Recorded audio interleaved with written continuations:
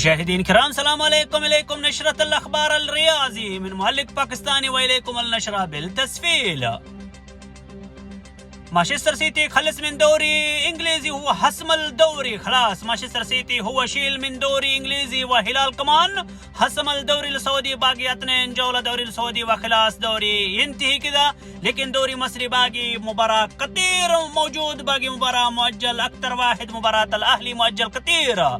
اهلي عشان عندك ابطال افريقيا، اهلي كلام انتظر يا زميلك يا اسماعيلي يا الجيش كلنا ان شاء الله يجيك. خلص من ترجي بعدين يجي عندك ان شاء الله اوريك شغلك واحد واحد. يوم الخميس هذا ان شاء الله يجي يلعب دوري السعودي قبل اخر جوله. اتحاد يلعب مع زمك، نصر يلعب مع رياض، هلال يلعب مع فريق التاي.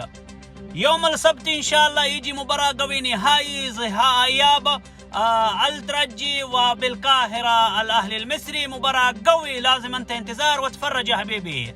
ويوم الاثنين اللي بعده إن شاء الله كمان في ختام الدوري السعودي آخر جولة. في ختام الجولة يجي كلاسيكو السعودية اتحاد ونصر، وختام المباراة يلعب هلال مع فريق الوحدة.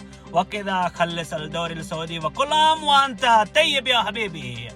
إليكم المعلق الباكستاني وشكرا جزيلا. ان شاء الله يجي اي مباراة اي حاجة ان شاء الله خطيرة انا اوريك على طول، انا اجيب لك خبر رسمي على طول. وشكرا يا حبيبي.